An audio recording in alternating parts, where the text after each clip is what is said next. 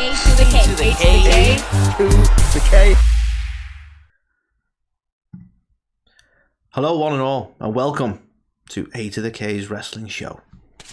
I got to have a go of it this time. What do you think? It's good. So we're bringing you back to Hot Takes, Carl. We had such fun doing Hot Takes last time. We had Hot Takes Part 2, Electric Boogaloo. That's the one. So this is what is slowly becoming a series where I bring, I find some hot takes on the internet and put them to Carl to get his reaction. For shits and giggles. Shits and gigs. Yeah. So this is why I'm introing it. This is why I'm sort of trying to take the lead on it a little bit. So I know nothing. I'm going to throw a couple of my own that I want to discuss. So I'm going to throw a couple of my own hot takes in. But similar to what we did last time, credit to the Wrestling Butcher on Instagram, whose hot takes I'll be borrowing for the bulk of this segment, Carl. So we'll start things off with the first hot take, and probably a milder hot take of hot takes. But first hot takes, CM Punk will return with FTR in April. Why April?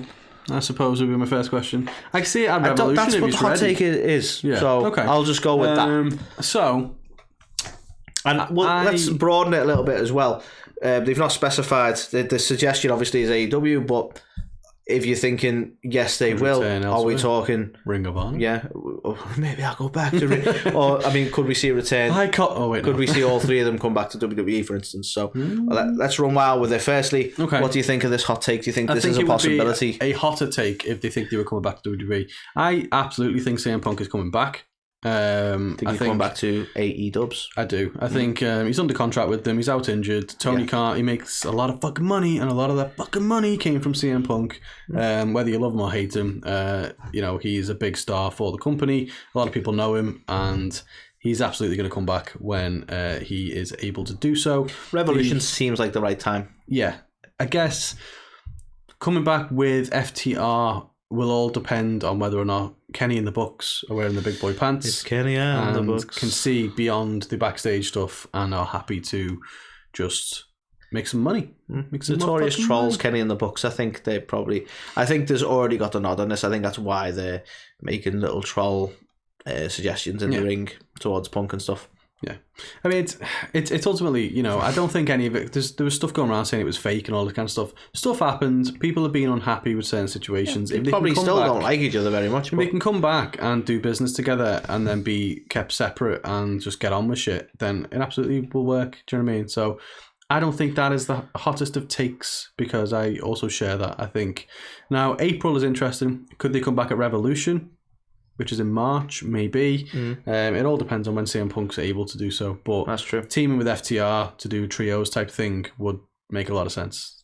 I think the Bucks and FTR have got history. Kenny, I think Punk have got. It'd be a great, because they obviously all get along, the three of them. So it'd be great to see them actually team up for some run, and like you say, for trios titles especially. Yeah. Okay. Awesome. So the next one, Carl. Okay. And I very much look forward to talking about this one. Next one. You don't need to be good at promos to be world championship material. So I like how it's been phrased. So it's not necessarily that you have been or are world champion, but to be considered world championship material, you don't need to have the promo side of things. Yeah. Now, there has been world champs who have not been able to cut a promo. It helps massively when you can. Yes, certainly does. It's absolutely, like, say for example, I'm not saying like Gunther is a bad talker at all. Do you know what I mean? But say for example, you could look at someone like Gunther. He's not an amazing promo. He could absolutely be world champion probably on his own without a mouthpiece. Then you've got people. But you see, do you not think with people like Gunther, right? Using Gunther as an example, he kind of gives me Claudio vibes, where he's super talented, but there'll always be that barrier stopping him from being world champion. And I do think that is the promo skills. Maybe. I actually think Gunther's better on the mic than Claudio. I'll give you that. I just think from a booking standpoint, from WWE standpoint, I think that'll be the thing that holds him back from world champion. The thing with Gunther is that he will play the heel for the majority of his run, I think. So it's easier doing a heel promo almost and getting over that way. Whereas with Claudio, it was very hard. Yeah, it's hard to be a face when you can't talk. Yeah, yeah. So I don't think that'll be such a barrier, but there's people like, I think Bobby Lashley is an awful promo. I genuinely do. Agree. And I don't think it worked when he dropped MVP and was the champ and was out there cutting promos. Totally agree. It was painful. So I do think you need some level of promo capability unless you are paired with someone who does all of your talking. So it's strange, isn't it? Because like you could, a good example of that would have been Brock Lesnar when he had a run as champion with Paul Heyman. Paul Heyman was his mouthpiece, but Brock Lesnar can cut a fucking promo. He can, yeah. Well, it's like when we were talking to Kurt Angle, one of the questions we asked him was about that and whether he'd spent any time with Brock and stuff. And even Kurt said he's always been good, but he just really came into his own. Do you know what I mean? So it's probably one of them where as he's got older and he's got more used to his character and who he is, it's easier to just be Brock Lesnar. Yeah. Than try and be. It's kind of like with Roman as well. It's like I'm portraying Roman Reigns, whereas now he's just like, well, I'll just he's be myself dialed up. Yeah. That's how people get over. That's the reality of it, isn't it? Yeah.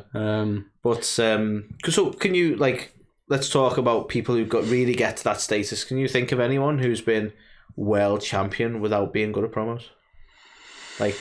Or not world champion, but really well known.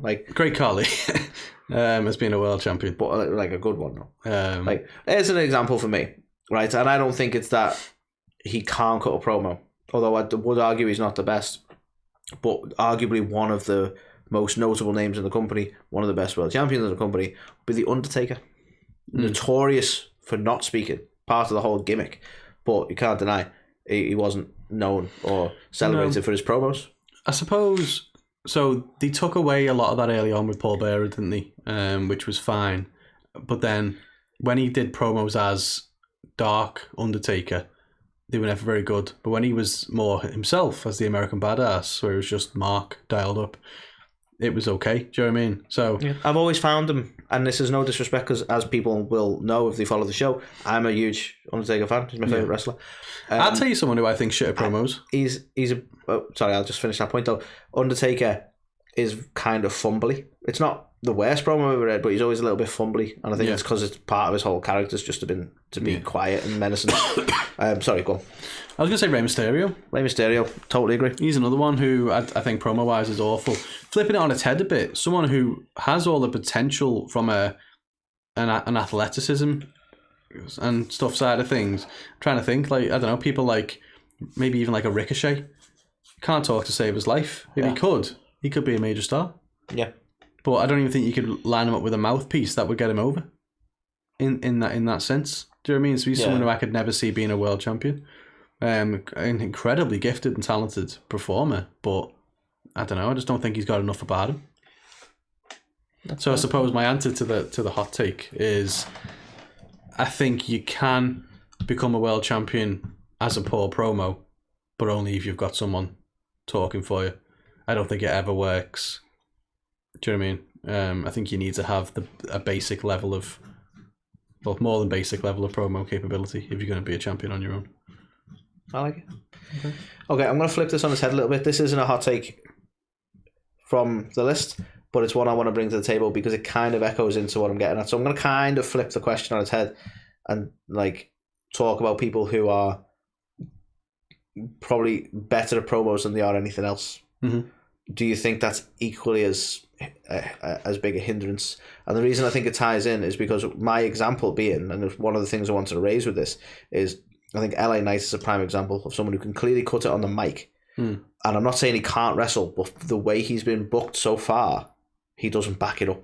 Yeah. And to me, that is as distracting and as disappointing as being a bad promo. So I want to get your thoughts on that. I mean, in today's world, yeah. So yeah, you think back to Hogan, don't you? Now Hogan was awful in the ring. Let's be honest. I mean, by all accounts, you look at today's standards, he was awful on the mic as well. Well, yeah, but he had the charisma and the fans behind him. I mean, he's a product of his time and all that kind of stuff. So he had all that without being able to cut it in the ring. I think in today's world, people expect a lot more from the in-ring action than they ever have because they can see a lot more of it, and it's moved on a bit. Do you know what I mean? It was a weird example I gave, I suppose, because LA Knight, by all accounts, I didn't really watch his time in Impact, but he can go in the ring. but the way it's been booked, like, we haven't seen any evidence of that. So I'm just looking at the booking now. Right now, I don't see any reason why he deserves the hype, because he talks a lot and doesn't do much else. So he's my example because it's a good example for someone who's not backing up in the ring. That's not to say he can't, but there are plenty of wrestlers who can't really. You know what I mean? No, that's fair. I mean, I'm trying to think. I mean, the problem is with WWE is they've got such a shortage of people who can cut a good promo. Well, there is that, yeah. Which is is a massive shame, unfortunately. I was like, you can even use someone like Pat McAfee, who's a lot of charisma and all that kind of stuff, but he's not a wrestler, is he? Exactly. So it's like, and to be fair to him, he knows what he is, what he is. He knows that. But like you say, it was, he never had a great length of career as an in-ring performer because the in-ring wasn't there, was it? Yeah, exactly. Yeah. But it's fascinating. I think ultimately it comes down to you need. In an ideal world, you'd be shit hot at both, right? But this is the thing, and this is where you talk about people being the whole package and how necessary is it to be the whole package. You know, because look at, like, you could super analyze it. Like, arguably, John Cena was the whole package, but then some people would go, well, he wasn't the best in ring, but it's like, but he was credible in the ring. And you could always lean one way or the other. You can always say his mic skills were better than his in-ring skills, but he could do both. Yeah, he could, and he gets an unfair label of like the 5 moves to do and stuff. But he kept adding stuff to his repertoire throughout his whole career. Do you know what I mean? He was doing all different stuff by the end. Yeah. And I think when he comes back, you realise how much you miss him. Yeah. So yeah, Cena was definitely the full package, I think. Yeah. All right. So the next one, Carl. This is an interesting one, and I feel like I know where you're going to go with this one. Triple H should start a whole new promotion with HBK. Now, this has obviously come off the back of the potential that Vince is going to sell the company, and Triple H isn't going to be a part of that. So let's say Triple H is left out in the cold. Hopefully that doesn't happen, but let's say he is. The hot take is he should start a company with HBK. Because of the wonderful job HBK has done with NXT. What a load of shite. Like, honestly, my God, I don't understand. So, I mean, I knew I was going to set you off on this one. Let's split them, as you say. So, HBK is running NXT at the minute. I think it's mostly unwatchable. Personally, there's a couple of standout acts in there, don't get me wrong, who I can see translating to the main roster. I won't watch NXT every week because it's just, who cares, right? HBK is an interesting character. I know you don't like him. I think it's all very well established from the show. You're not a fan.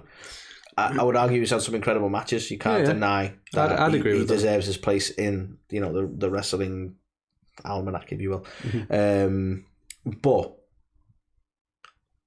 has he ever really been a great booker? Well, that's what I mean. Like, he's not really a booker anyway. He's kind of he's transitioning more into a producer role who covered a little bit when Triple H wasn't there. Do you know what I mean? So he's not really like NXT's his baby now. I suppose, but. Yeah, so there's that aspect, which I think Shawn Michaels should never be starting his own promotion, never, anywhere, anyway. So there's that. But then the Triple H love fest, man. I still am not fully bought into it. Honestly, did you see this week with comments on Twitter for Raw 30 when they go, this has got Vince McMahon all over it, just because it wasn't great? Oh, wow, really? Yeah, because there were elements they didn't like. It's got Vince McMahon's name all over it because it couldn't possibly have been Triple H. Yeah. Fans are crazy, man. Fans are massively fickle, right? And people, quite rightly, got very, just bored by the WWE product in the latter tenure under Vince. It was like, he was doing stuff. We were getting frustrated with it. The stupid 24/7 title stuff all the time and the silliness. It was just, it had gone stale, right? So then they bring Triple H in, who had done previously quite well down at NXT to start with, but towards the end of his time in NXT, I think fell off a cliff. Right? I agree. And I think we both said, let's judge him after a year. Let's judge him after 2 years, not off the initial That's a fair point. He was still in charge of NXT, back into the pandemic, wasn't he? So. Yeah. And now he's come in and... he got some things right. He was booking the IC title a little bit better, the US title a bit better, dropped some of the silliness with the 24/7 title stuff, gave women's wrestling a lot more time. He's done things like that. But then he brought a lot of people, and it was like, well, after that, look at from a ratings standpoint, It's not massively higher. So I saw the ratings chart because of Raw 30 this week, and it was like the fucking highest demo they've done in God knows how long. Yeah. And I enjoyed the show, to be fair. It was good. Well, again, we enjoyed it for the nostalgic pops, and the reality is people knew that was going to happen. But I mean, not even that. Like, you had the tribal court thing. Well, yeah, that was really good. But like, notable moments for me would be like Undertaker or the Kurt Angle bit with Road Dogg. Yeah. So but even that's why I call nostalgic pops. Yeah, but even like Theory. That's what I mean. It was all good, to be fair. So it was a really good show. But the last couple of weeks, I felt, you know what I mean? Just like, yeah. I don't think you could even tell much of a difference between Triple H booking it or Vince booking it. At the end of the day, you've got the same set of talent. And I wouldn't say the storylines have been, whoa, this is must-see TV, must-see TV. Yeah. And yeah, it's like you say, it's Vince, because Vince is getting the heat at the minute. It's like, and it's like, clearly Vince McMahon. We've touched on this before, that everything that everyone loves about WWE at the moment, maybe bar Austin Theory, which I know you didn't used to like him and now you like him a lot more, like the bloodline and stuff like that everyone loves, it was under Vince. Yeah. But people who've twigged onto that have now started saying the bloodline storyline is much more entertaining now. Triple H is in control of it. It's like, it still progressed the same way it was. So did Triple H, feed Sami Zayn all of his brilliance and lies? Like, exactly. It got better because Sami Zayn was boss. Yeah, like they've ran with the Sami stuff. And don't be wrong, Vince could have had an insane moment where he's decided, no, I want to put Roman over, we'll pull Sami out. I'm not saying Vince wouldn't have done shit like that, but they've seen the Sami stuff and ran with it.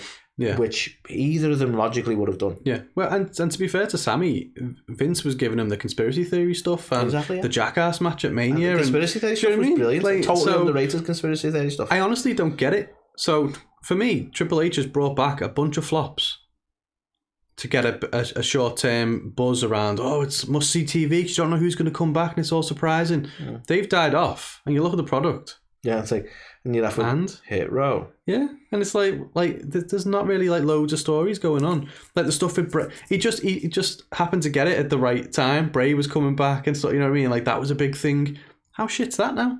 Yeah. Like I don't know. I think people are massively overhyping the Triple H effect, and are massively underselling Vince McMahon because of what was a bit of a downturn in the business as a whole, and we've seen a slight little spike under Triple H, which is probably plateaued already.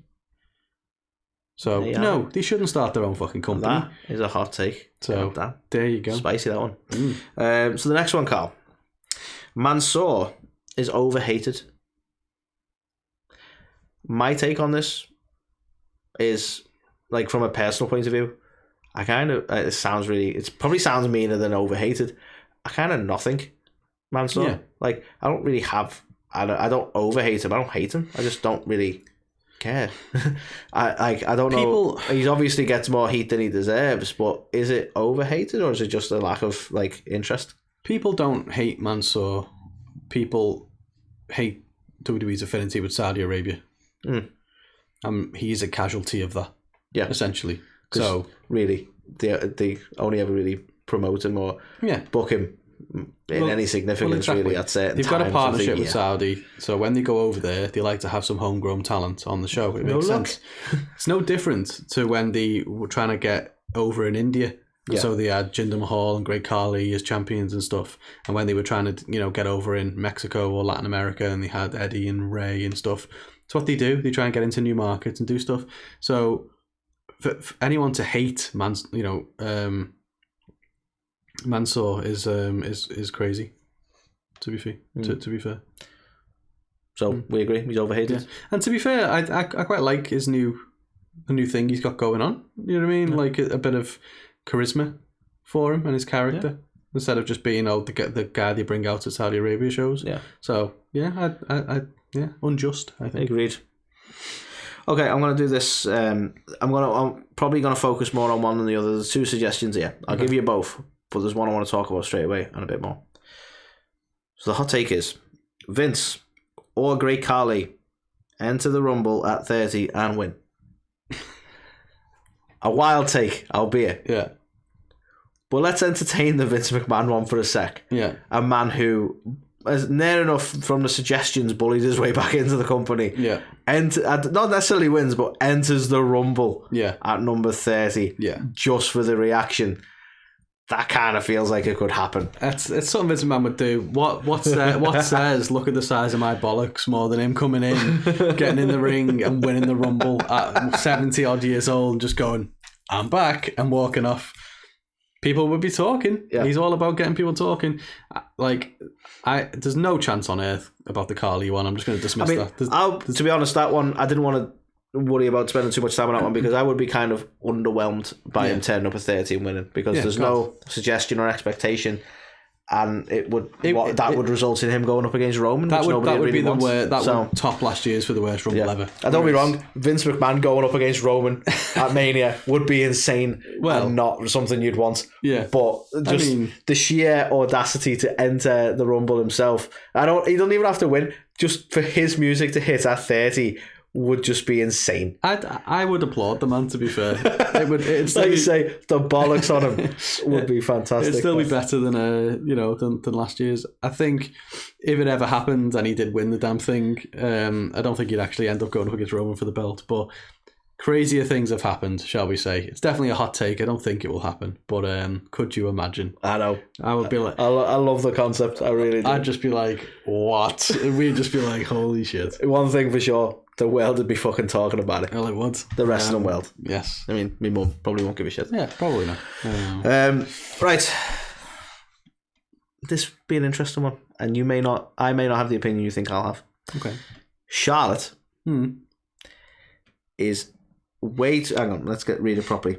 Is way too good and hate towards her is unnecessary. To be fair, they said unnecessary sometimes. So I think it's both. I'm glad they threw it sometimes in there, and I feel like I've had to go back and include it myself because there were times when I feel the hate was necessary, like when she was constantly being put on TV, even when it didn't really have any relevance. Like why she had to be in NXT or on Raw and SmackDown, and why it all had to happen in the same week when they've got a plethora of talented women was beyond me, and that was irritating. However, I will agree, from my perspective, she is a very talented wrestler, and I feel like the absence was useful to help us miss her. I agree. I think definitely a talented wrestler. Yeah. Where the problem has lied is her exposure, as you've said. Yeah. Whether she's been overexposed in the past of putting her on every show, or the fact that, what's her character now? It's like she's Ric Flair's daughter, and she's the queen, and she comes out and cuts the same promo every time. She's boring. She hasn't had a change to her character since she's been on the main roster. Yeah, she just hasn't. Yeah. Like Becky Lynch has become the man and become the fucking what were they calling her? Big time Becks and all that. Bailey's gone. Everyone's evolved. Charlotte Flair's the same. Yeah, which is exactly the same. Because you go, well, women's evolution. All these people, like if they have a rematch with Charlotte, they're fighting the same Charlotte they've always fought, and she's fighting different people. Really. Like, can you think of a single ounce of character development that Charlotte Flair has undergone? I'll give you that. I agree. So that's my problem. Yeah, I mean, I wouldn't have had issue with Charlotte. Even Charlotte, like you say, in the never changing Charlotte that she is, because let's face it, Hulk Hogan has never really changed character other than when he was Mr. America very briefly. Well, that's not true. NWO Hogan, Mr. America Hogan. That's at least two. It's at least two. You had heel Hogan and face Hogan. That's it. Right? But they're still very different characters. Whatever. But again, it's the overexposure. Charlotte comes back and immediately wins the title. Yeah, that straight away got me. And this is where I'm like, I agree that she's possibly overhated because that wasn't Charlotte, that was booking. Yeah, well, I get what they're doing. They're getting her to the same number, well, to beat her dad's number. Yeah, but it just irked me straight away. I don't think they've changed their stance on that. She was just out of action for a bit. If she was there, she would have been forced down our throats again. Do you know what I mean? So I think it's not so much that they've woken up to the idea that maybe she's overutilized. It's just that she wasn't available. So she's been back. I agree with that, but won the belt. I don't think he's on SmackDown and Raw. Yeah, already. For me, the hate isn't towards Charlotte; it's towards the booking, though. Yeah, I feel it's a booking decision. Yeah, I mean, there's no denying her ability. She's one of the best women's wrestlers that they've got. You know what I mean? So there's none of that. She definitely gets more hate for that. It's not like she's only become champ because she's Ric Flair's daughter. She's good. She's gifted. A level of nepotism. Well, yeah, but like it's not like she's awful and is like a 13, 14 time champ. Yeah, like she's good. Yeah, but just happens to be Flair's daughter. But for me, she deserves some hate from a character perspective. No, I get that. I never really considered it like that, but you're right. And it's like the shit stinks now. Like you say, every one of the horsewomen even has evolved. Everyone. Except for Charlotte. Yeah. Who's the same Charlotte. Exactly the same. That's fair. Yeah, and like, you know, like you make the joke about Hogan, or he was face Hogan, he was heel Hogan. Charlotte's the same whether she's face or heel. She's a face at the minute. And she's out there in her robe, and she's out there in her robes and cutting these promos. So she's going up against Sonya Deville, who's a heel. She beat Ronda, who was a heel. So they brought her back as a face. And some of the fans are like, but she's the same Charlotte. So it doesn't work. Which inevitably means she'll have to be heel because no one likes face Charlotte. Really. Exactly. Let's be honest. Exactly. Okay. What else have we got? That'll be that. Okay. This one is not the worst idea, but a very debatable idea. Okay. And the hot take is Randy Orton is the greatest superstar of all time. Very debatable because there's no doubt that he is a legend in the business. There's no doubt he has earned his spot in the conversation. But can he be considered the greatest wrestler of all time? That is a big, big position to have. Yeah. From a longevity standpoint, he's had probably one of the longest careers at the top. Other than Cena, you know, but Cena probably. The thing is, though, like if you want to compare him to Cena, and this is I understand this is probably personal preference. If you want to compare him to Cena, for whatever reason, he never hit the heights that Cena did in terms of being over. Mm-hmm. Not far off, but he never hit the heights of like Cena, like the you know the ridiculousness that was Cena being the merch machine. But if you look at Randy and go, okay, he's fantastic on the mic and he's considerably better in the ring. He is better than John Cena. But there's something about it, isn't there, that John Cena was more over? Yeah. I don't know. He deserves to be in the conversation. Yeah. Purely for the fact, like, how long's he been in the main event scene? He's never really gone away.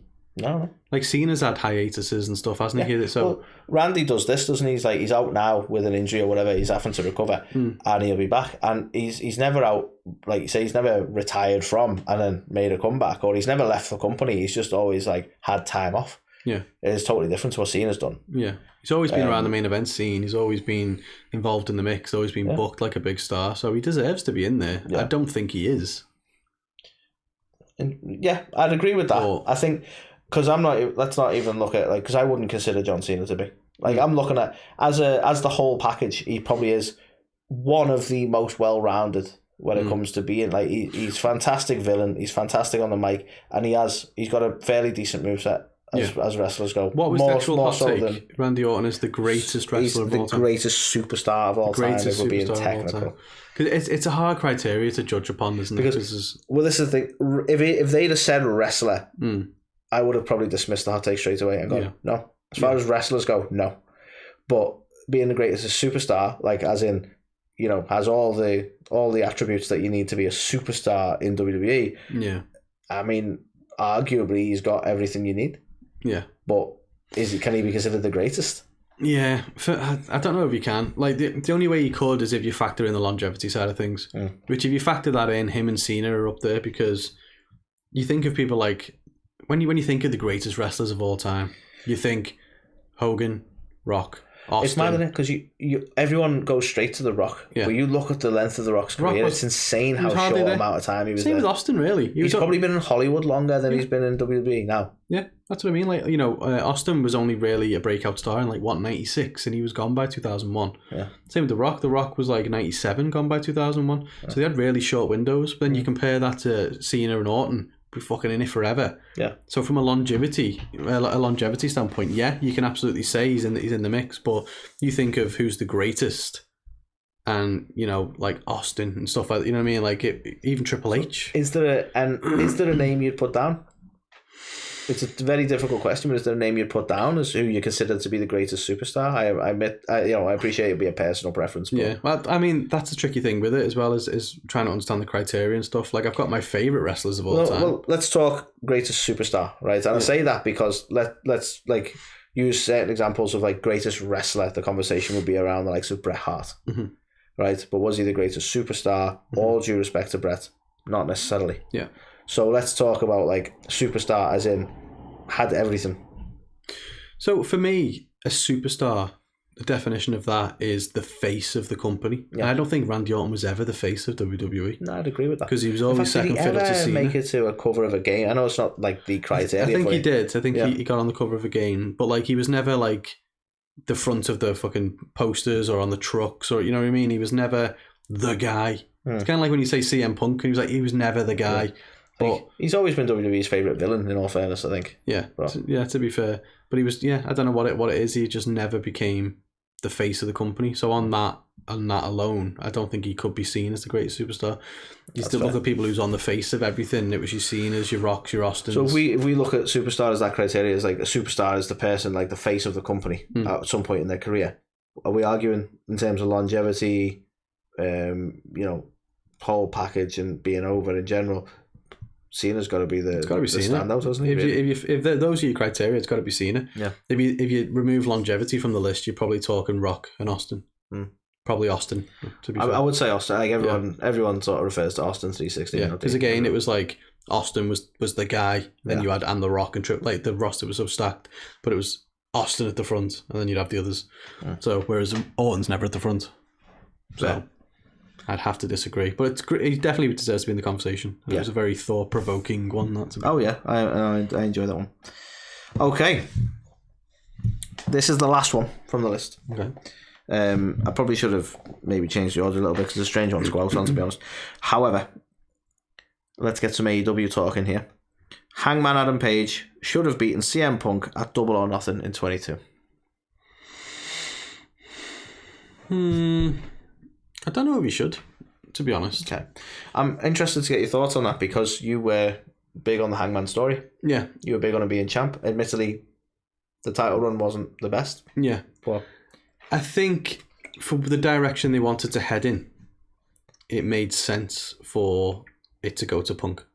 Because the natural direction after that was for him to start his feuds with like MJF and stuff and go down that path. Whereas I don't think Hangman and MJF as a feud would have had anywhere near as much of a draw. I remember at the time we were saying the story of Hangman Page and everything he went through and everything was perfect. But then now they've got CM Punk and Bryan Danielson and these big stars. When they're trying to compete with WWE, shouldn't they be elevating the titles by putting them on the biggest names they've got as well, at least to get more eyeballs on it? Is more people going to tune in to watch CM Punk as champ than Hangman Adam Page? Yes.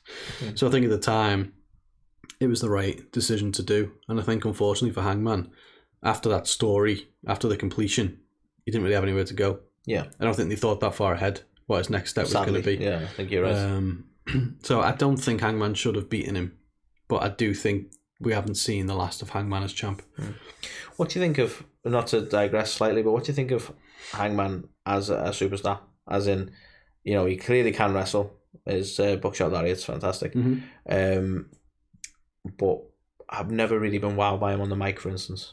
Yeah, he's not the most amazing promo. He can hold his own. And I also think his character work needs a bit of tweaking now. And bear in mind how young he is as well. Yeah. I mean, he's had like the whole, the anxious millennial cowboy and the drinking thing and all that kind of stuff and the adversity. And who is 2023 Hangman?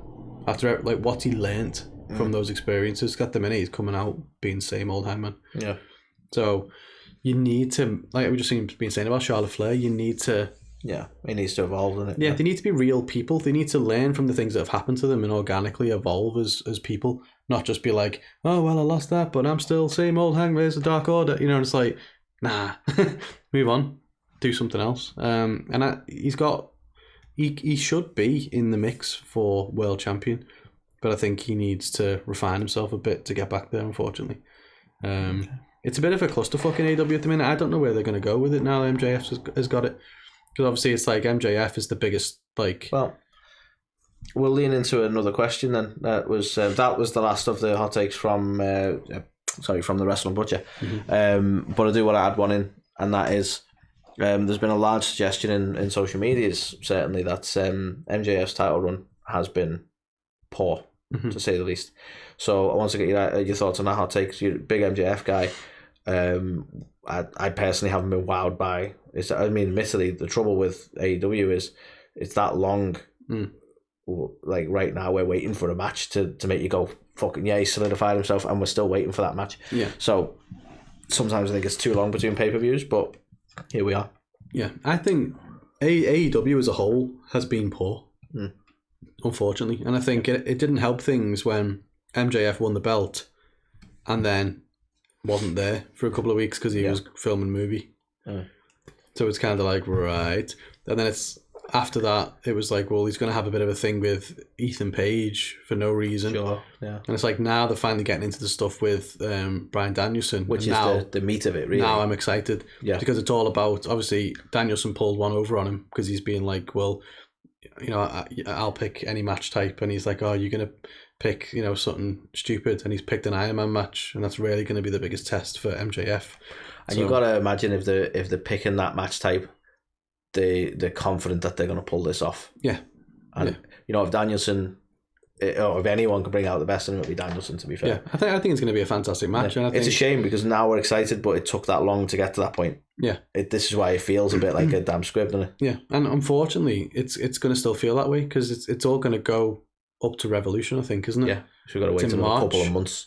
So it's like, Jesus. Yeah, and this is where the length of time between pay-per-views is just too much. Whereas like they're trying to do this now with like, well, only if you remain undefeated until then is when you're going to face me and stuff.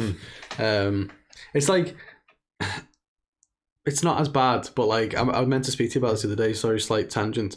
But after everything that's been announced with Roman Reigns and Kevin Owens or whatever I think it was, about the match, and they're on the promo material and the posters are made and everything, and they go down on for the contract signing. Yeah. And it's like, what the fuck? They've not signed a contract, but you've got their face on. See, you know, still a it's massive stupid. pet peeve of mine. I was just glad that they basically fucked that off quite quick. They just come in and start battering everyone. Yeah. But yeah, the ludicrousy of it being a contract signing just still pisses me off. So it's like, at least with this one, like they haven't gone, oh, this is going to take place at Revolution with all these promo things, and then unless he loses. Yeah. It's just like, if he beats everyone, then we'll announce it as a match. Yeah. So at least you know that's where they're getting to, and it's a long slog because you've got to wait till March. Yeah. But it doesn't feel as like, you know what I mean? It's already announced. Why we wait. There's got to be a balance in there. Like, I would say WWE has too many pay-per-views, and I would say AEW has not enough. And there's got to be a balance somewhere between, because every month it just got a bit saturated with for WWE, I think. Yeah. In an ideal world, but like a bi-monthly pay-per-view is the right way to go, isn't it? Every 2 months you've got time to successfully build. But look at like WWE's problem is the opposite, isn't it? Where you go, well, we've got like pay-per-views between Rumble and Mania that can't really amount to much because Mania's set. Yeah. So it's like it's stupid. And like that, if there's any time to have a break on the pay-per-views, it's that time. Yeah, it doesn't work in today's like format, does it? Like, because it's every week and there's so much television and content, you've got to get from January to April before the person who won that match actually faces that person. Yeah, it's too long. And you either need to bring Mania forward, or sadly the Royal Rumble match winner gets his shot sooner. Like, I don't know why WrestleMania started being in April, because in my mind it was always a March, like early March pay-per-view. So if Rumble's at the end of Jan, and then it's not that long. Mania's at like early March, mid-March, and then you go, you don't have another pay-per-view, you just have a break. Yeah, a little bit longer. Exactly. But you go to Mania. You start to develop them storylines and do stuff, but it's just so long, and then you've got those little bumps on the road to Mania, and it never really changes. I think they like having the road to Mania. That's the problem. But to me, it's like, well, they've definitely got a match, so you fucking booked yourself out there. Unless they constantly cut promos about how they're going to batter each other, you don't get much. Yeah. So you just have to build everything else. It's fine in like MMA and stuff. Like, you can announce, you know, like fucking, I don't know, John Jones and Cyril Gagné or whatever, and you know it's going to take place. Yeah, but you don't have them there every week. Not every week going, do that. Or shenanigans. Yeah. Well, unless you beat this guy, then we're not going to fight. It's like, what? It doesn't make sense. But wow, there was some fun hot takes. Spicy. I hope we weren't too spicy. Who was it again? Who we? Sorry, the Wrestling Butcher was the hot takes I borrowed this week. Wrestling Butcher. So thank you very much. Indeed. So we've had Wanda Wrestling and now the Wrestling Butcher. So yeah, maybe if you post a list of hot takes, we might use yours for hot takes 3. Well, fuck it. If you want to send us hot takes, I'll gladly add them to the list, man. Yeah, send hot takes 3. Let us know. Comment what your hot takes are. You want to hear me go on a rant and kick off about stuff? let's do it. That's what he does. Especially if you mention HBK. Fucking prick. Yeah. If you are watching us on Pro Wrestling TV right now, thank you. If you're not, why the hell not? It's free, It's free. Get it. Download it now. Wrestling content 24/7. Exactly. Get it on your telly, get it on your iPad, or your tablet, your phone, get it anything. Yeah, look, I'll give you an example, guys. If you tune into Pro Wrestling TV right now on the linear cable channel, obviously there's a lot of on-demand stuff on the app. If you tune into the linear cable channel right now, you can watch the wonderful Women's Wrestling Army. Hell yeah. Maria Kanellis on there talking right now. It's actually a season preview conversation with Maria. So exactly. So you can find out everything that's coming up on the latest season of Women's Wrestling Army. Got Major League Wrestling on there, Warrior Wrestling, AAA. You've got all shitloads of wrestling. TNT. It's Pro Wrestling TV. You're going to find shitloads of pro wrestling. Yeah, damn right. But you've also got talk shows like this. You've got Alicia A2theK talking about everything MLW. You've got loads of cool stuff on there. You've got documentaries. You've got just so much stuff. So much content. Get your fingers on it. Download it now. If you are watching us on YouTube, though, we do appreciate you. Genuinely, we do. So we were very surprised to pass 2K subs this past kind of week. It was like, nearly 2 years to build up to 1K, and then 2K in a matter of months is insane. Just insane. We're not quite sure why, but we're not going to question it. We're not going to pull on that thread. We're not asking any questions. So thank you all very much if you subscribed. If you haven't subscribed, obviously, please do. It helps us out. And, if you didn't like this video, we might do ones that you do. And if you did like this one, you might have more of the same. We can change. Just let us know. All 2,200 of you. Yeah, make sure you go and check us out on either of those. And also you can listen to us as well. We're available everywhere you get podcasts. So if you can't bear to look at our beautiful faces, you can just drive obviously, are you sat there right now without a shirt? Well, we can help you out. Can't we, Carl? We can. You can head over to Pro Wrestling. Oh, sorry. You can head over to Pro Wrestling Tees and you can buy yourself some wonderful A2theK merch. Absolutely. And you can look just not like us because we're not currently wearing. That's true. And you know what you can do as well? Is you can check out some of our latest designs from Alt Wrestling Tees, who've produced some of our latest designs. Indeed. We have House of Purple, obviously, as you can see. Yeah. With the return of the Prediction series, we've got a wonderful tee that you're going to be doing some promotion on in the next week or so as well. So maybe if your scores don't go your way after the Royal Rumble, you'll want to pick up this shirt. And you can drown your sorrows with some delicious Top Rope beer. So you can get that from topropebrewing.com using the code A2theK10 and get yourself 10% off as well. We're good to you. That's what we do. So I think that's all the plugs. Why do you keep talking about all plugs? The plugs? Everything. It's always about plugs. The extension code. So thank you for another fun-filled week and happy Rumble week. Happy Rumblemas, everyone. Rumblemas. That needs to be a thing. It is just like a kid on Rumblemas morning. And then you just feel a little bit deflated the day after. Exactly. Yeah. All you got was Brock's. So until next time, we will say goodbye.